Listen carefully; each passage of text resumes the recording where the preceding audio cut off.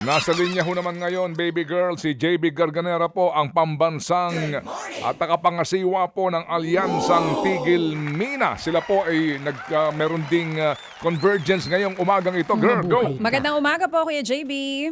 Magandang umaga, DJ Cha. Magandang umaga po, Sir Ted Filon. Magandang umaga po sa mga tagapakinig natin. Saan po ang assembly area po ng Grupong Alyansa Tigil Mina? Andito po kami ngayon sa harap na ng DNR. Nagmarcha po kami from DA. At nandito po ngayon, nakapwesto na kami sa main gate mismo ng DNR. At Kuya JB, ano po ang issue na gusto niyo po sana na mabanggit mamaya ng Sino-sino mga grupo ito? Yes po. Itong mga kasama ng grupo, JB, sino-sino? Ito po ay yung Alyansa Tigil Mina.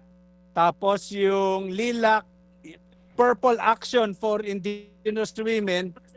Tapos yun pong In Defense of Human Rights and Dignity. So yung I Defend po. Okay, ano pong pangunahing tema po na gusto niyo pong maiparating ngayong umaga sa Pangulong Marcos Jr. At ano rin po yung gusto niyong marinig sa kanya pong sona mamaya? Well, una po, gusto naming ipahayag na yung priority ni Bongbong Marcos para dagdagan at pasiglahin yung pagmimina sa Pilipinas ay maling priority. Masyadong maraming environmental issues at maraming mga apektadong komunidad, kaya hindi kami naniniwala na yung pagpapasikla muli ng mina dito sa Pilipinas makakatulong sa kaunlaran natin. Pangalawa po, yung Paksilica na sinusulong, palagay namin ay maling priority nitong gobyerno. Wala pong malinaw na industrialization plan ang Pilipinas. Hindi po nakalagay, hindi po naipapaliwanag ng maayos sino nga ba talaga ang makikinabang sa mga mina na huhukayin at saan man ito dadalhin. Pangatlo po, palagay namin dapat talagang sugpuin na ng administrasyon ni BBM tong corruption. Malinaw po sa karanasan namin na maraming political dynasties ang nagmamay-ari ng minahan at ito po ang nagiging ugat ng marami ring pahirap sa mga apektadong komunidad. Yung mga political dynasties, sila rin nagmamay-ari ng mina at dahil may korupsyon, hindi nare-regulate at hindi na ipapatupad ng DNR yung kanyang mandato.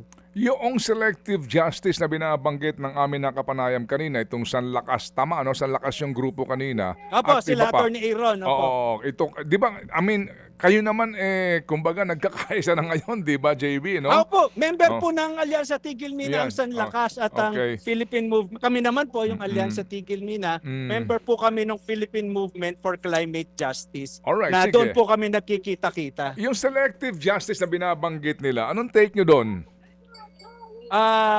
Kaya, tama naman po yun. May selective justice. Hindi po natutugunan yung lahat ng human rights violation, human rights abuse na hinaharap ng mga komunidad na apektado.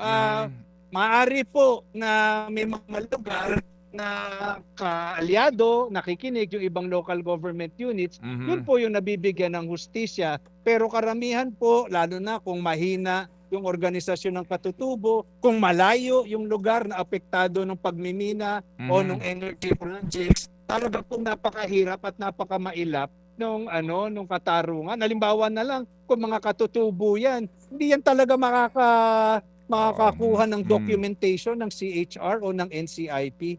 Mahirapan nung talagang makatikim at makakita ng katarungan yung mga nasa malalayong lugar. Sige, salamat na marami JB sa iyong pagpapahayag na iyan at muli ang aming dalangin maging mahinahon, mapayapa at makabuluhan ang mga protesta ngayong umagang ito, ngayong araw Maraming nito. salamat po, Manong Ted, at maraming salamat po sa lahat ng nakikinig at sumusubaybay sa inyo. Makalikasang araw po sa ating lahat. Amen. Salamat na marami. Mga kapatid, patuloy po kayong tumutok sa 105.9 True FM para sa totoong balita, impormasyon, music, and entertainment. Mag-subscribe sa aming YouTube channel at podcast at sundan nyo kami sa Facebook, Instagram, X at TikTok sa True Network PH. Bisitahin din po ang aming official website, truefm.ph. At panoorin din kami sa True TV Signal, Channel 19. Kami po ang 105.9 True FM, Laging true sa'yo, kapatid. Tayo sa totoo, tunay at tapat.